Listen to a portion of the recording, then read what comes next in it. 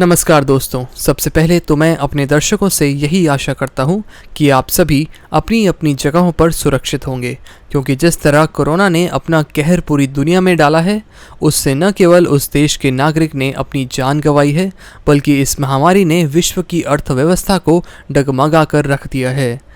अभी इस महामारी को हमारा देश कंट्रोल ही कर रहा था कि पश्चिम बंगाल में अम्फान तूफान ने अपनी तबाही का मंजर दिखा दिया।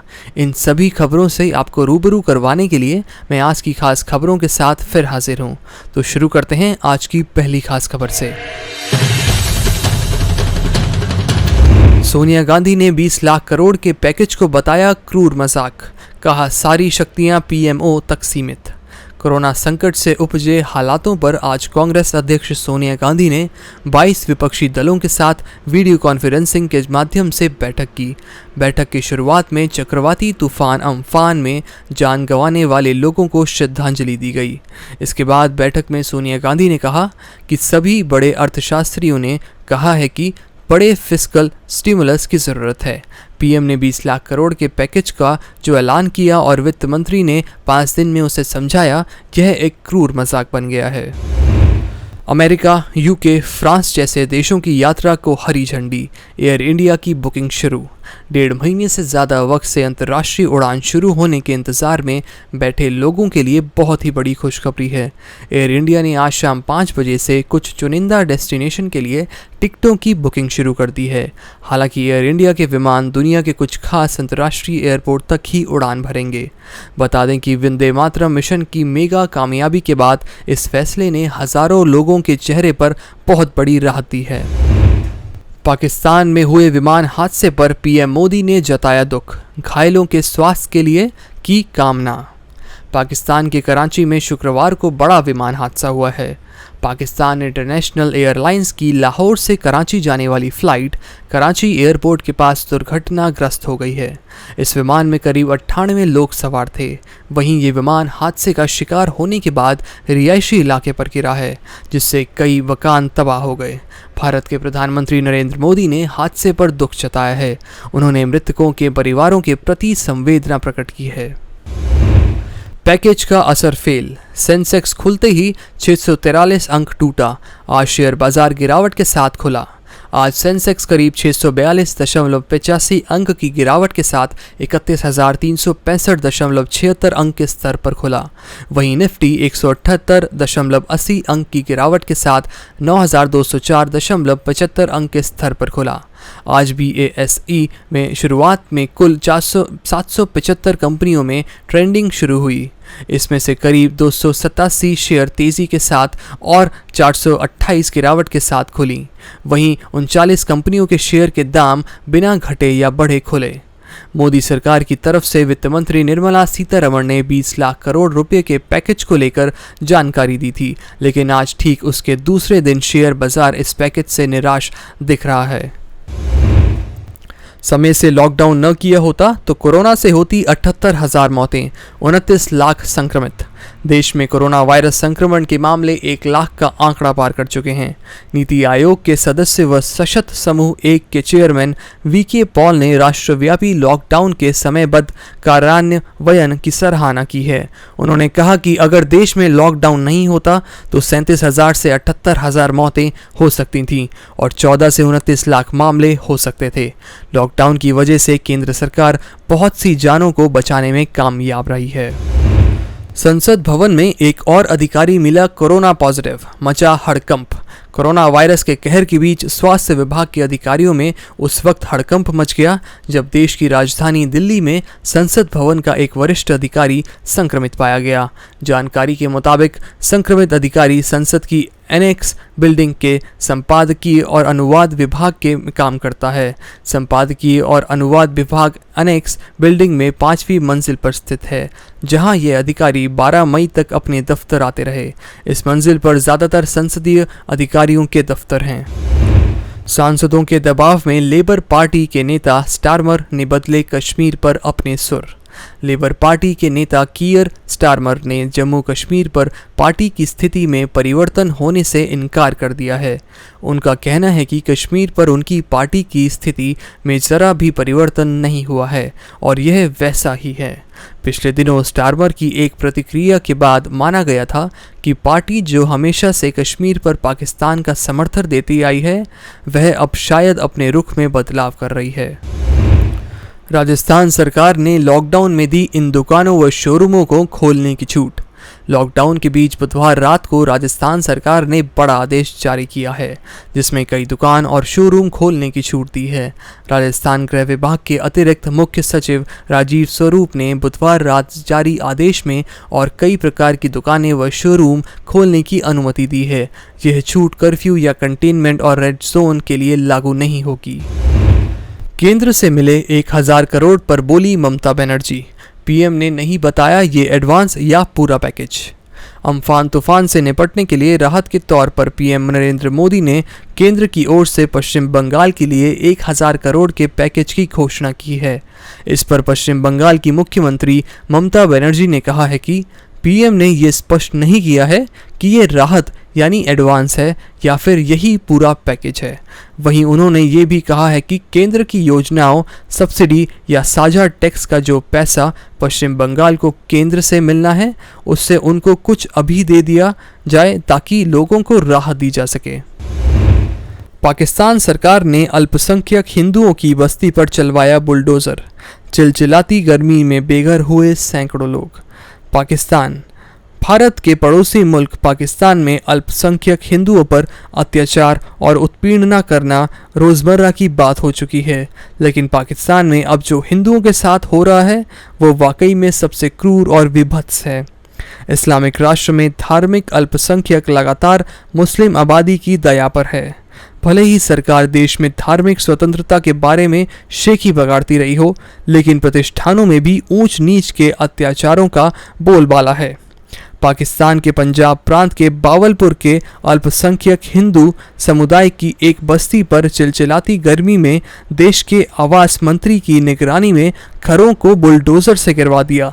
इन अल्पसंख्यक हिंदुओं के घेरों पर बुलडोजर से पाकिस्तान के गृह मंत्री तारिक बशीर चीमा की उपस्थिति में किया गया है, जो इमरान खान कैबिनेट के सदस्य भी हैं।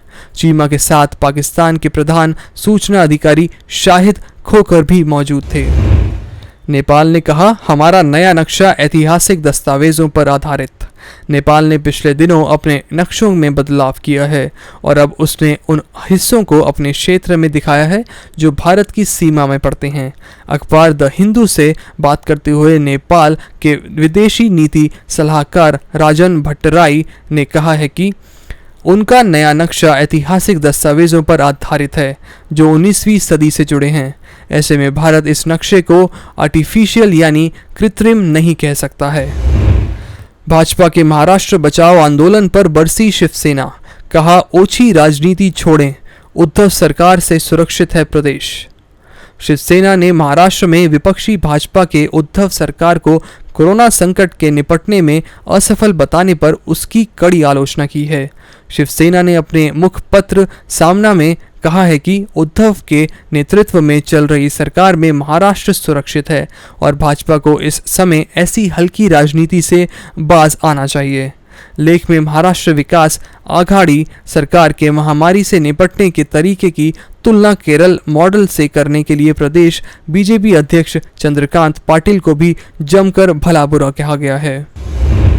सोनिया गांधी की बैठक में शामिल होंगे उद्धव, केजरीवाल ने किया किनारा। कोरोना वायरस महामारी के बीच प्रवासी श्रमिकों की स्थिति और मौजूदा संकट से निपटने के लिए कांग्रेस अध्यक्ष सोनिया गांधी शुक्रवार को वीडियो कॉन्फ्रेंसिंग के माध्यम से विपक्षी दलों की एक बैठक की अध्यक्षता करेंगी। इस बैठक की सबसे अहम बात यह है कि शिवसेना भी इस बैठक पे हिस्सा लेने वाली है। वहीं आम आदमी पार्टी ने इस बैठक से किनारा कर लिया है। करीब 17 राजनीतिक दलों ने इस बैठक में शामिल होने पर सहमति जताई है।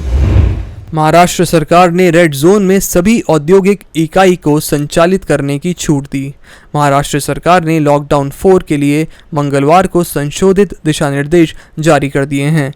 रेड जोन में आवश्यक और गैर आवश्यक वस्तुओं और सामग्रियों के लिए ई कॉमर्स गतिविधि का चालू करने की छूट दी गई है। साथ ही रेड जोन के सभी औद्योगिक इकाइयों, निर्माण स्थलों को संचालित करने की अनुमति भी दी गई है।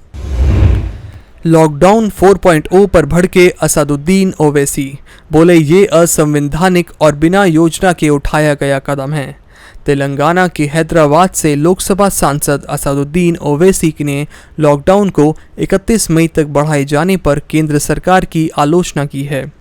AIMIM प्रमुख ओवैसी ने कहा है कि बिना गरीब की सोचे उठाया गया एक असंवैधानिक कदम है। सरकार का कोई अंदाज़ा नहीं है कि किस तरह की मुश्किल का सामना गरीब कर रहा है और इससे वो ज़्यादा परेशानी में आएगा। TMC सांसद ने कसा तंज, कहा PM मोदी के भाषण में उत्तर कोरिया के तानाशाह की झलक। कोरोना संकट और देश में जारी लॉकडाउन के बीच प्रधानमंत्री नरेंद्र मोदी ने महा पैकेज की घोषणा की।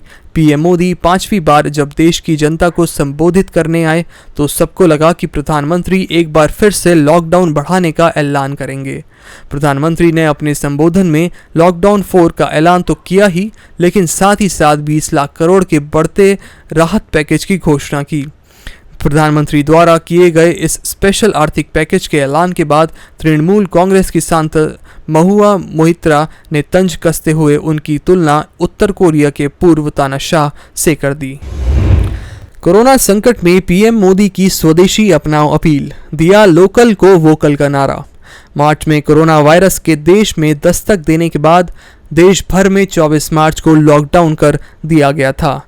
PM मोदी द्वारा लॉकडाउन की घोषणा से पहले ही कई राज्यों में मॉल भी बंद करवा दिए गए थे।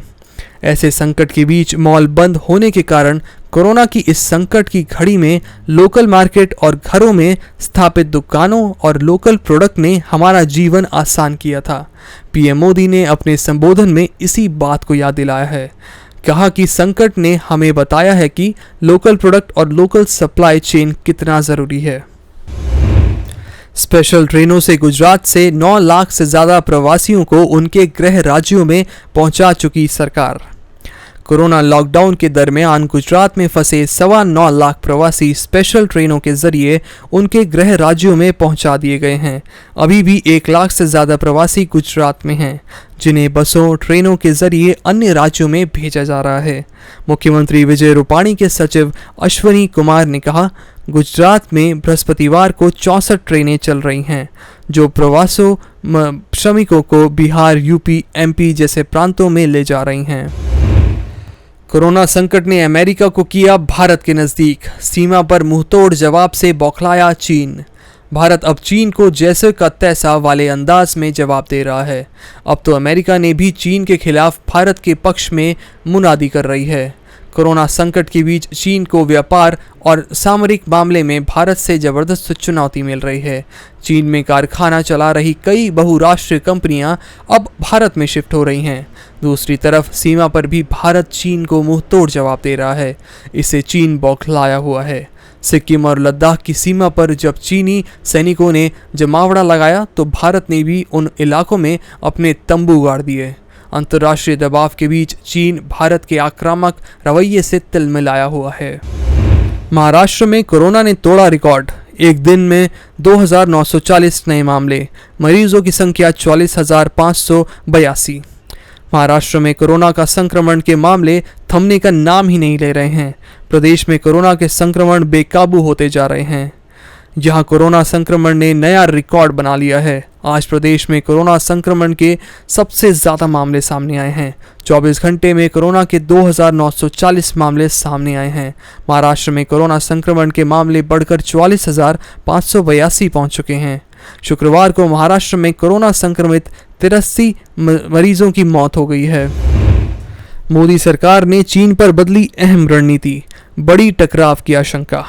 ताइवान में साई इंगवीन ने बुधवार को जब दूसरी बार राष्ट्रपति पद की शपथ ली तो समारोह में बीजेपी के 2 सांसदों का भी बधाई संदेश दिखाया गया। बीजेपी के दोनों सांसद 41 देशों के प्रतिनिधियों में शामिल हैं, जिन्होंने ताइवान की राष्ट्रपति को बधाई संदेश दिया। भारत हमेशा से ताइवान को लेकर बीजिंग की वन चाइना पॉलिसी को मानता रहा है और उसके साथ किसी भी तरह के कूटनीतिक संबंध स्थापित नहीं किए हैं, लेकिन अब इस नीति में बदलाव के संकेत मिलते दिख रहे हैं। ताइवान को चीन एक देश दो सिस्टम का हिस्सा मानता है, जबकि ताइवान खुद को स्वतंत्र मानता है। हांगकांग भी इस सिस्टम के तहत चीन का हिस्सा है। जूम ऐप पर पाबंदी की मांग, नोटिस जारी कर सुप्रीम कोर्ट ने केंद्र से मांगा जवाब।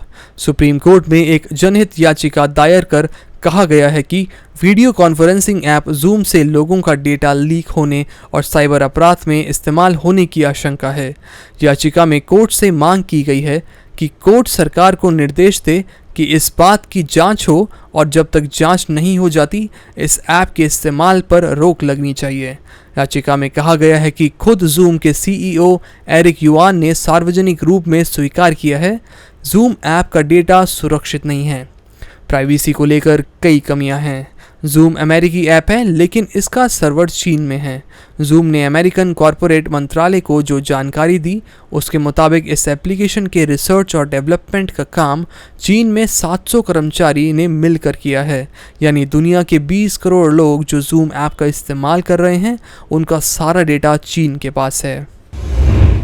बसों के बिल को लेकर मचे बवाल पर सचिन पायलट और परिवहन मंत्री की सफाई।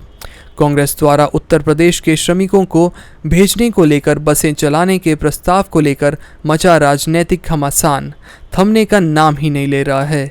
पहले राजस्थान बॉर्डर से अनुमति नहीं मिलने के बाद बसों को वापस बुलाए जाने और अब राजस्थान द्वारा 36 लाख रुपए से अधिक का बिल कोटा से बच्चों को भेजने के लिए उत्तर प्रदेश सरकार को भेजे जाने को लेकर बवाल मचा है। राजस्थान सरकार की तरफ से सफाई दी गई है कि सरकारी बसों को कभी कांग्रेस पार्टी ने उत्तर प्रदेश नहीं भेजा था। खुद उत्तर प्रदेश ने ही राजस्थान रोडवेज की बसों में डीजल भरवाने के एवज पर 36 लाख रुपए को लेकर पत्र व्यवहार किया था।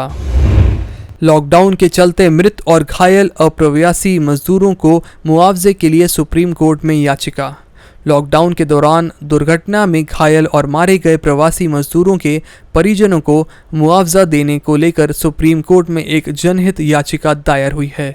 सुप्रीम कोर्ट के वकील दीपक कंसल ने याचिका में सुप्रीम कोर्ट से गुजारिश की है कि कोर्ट मृतक और घायल अप्रवासी मजदूरों को मुआवजा देने के लिए केंद्र सरकार और संबंधित विभागों को निर्देश जारी करे। याचिका में घायल और बीमार प्रवासी मजदूरों को जो जहां है उनके लिए वही इलाज की व्यवस्था करने के लिए सरकारों और संबंधित विभागों को दिशा निर्देश जारी करने की मांग की गई है। चीन को बर्बाद करने की तैयारी में अमेरिका, ताइवान को दिए ये एडवांस हथियार। कोरोना महामारी के लिए दुनिया चीन को दोषी मान रहा है, लेकिन इस संकट के बीच भी ड्रैगन अपने पड़ोसियों के खिलाफ आक्रामक रुख अख्तियार किए हुए है। चीन की इसी हरकत को देखते हुए अमेरिका भी उस पर नज़र बनाए हुए है। चीन इस समय ताइवान को लेकर सबसे ज़्यादा बिफरा हुआ है, क्योंकि वहां की राष्ट्रपति ने साफ कर दिया है कि वह एक देश और दो प्रणाली पर काम नहीं करेंगी, जिसके बाद चीन को ऐसे मिर्ची लगी कि उसने ताइवान को बल प्रयोग की धमकी तक दे डाली। इन खबरों को सुनकर आप जान ही गए होंगे कि हमारा देश कोरोना महामारी से किस प्रकार जूझ रहा है, परंतु कुछ राजनीतिक नेता इस मुश्किल घड़ी में भी अपनी गंदी राजनीति करने से बाज नहीं आ रहे हैं। शायद उनकी इंसानियत मर चुकी है, पर हम सभी को मिलकर इस महामारी से लड़ना है और अपने घर, समाज और देश को इससे बचाना है। याद रखिए, इस कोरोना की सावधानियां ही इसका बचाव हैं। तो चलिए दोस्तों, कल फिर हाजिर होंगे देश दुनिया की रोचक खबरों के साथ। तब तक के लिए नमस्कार।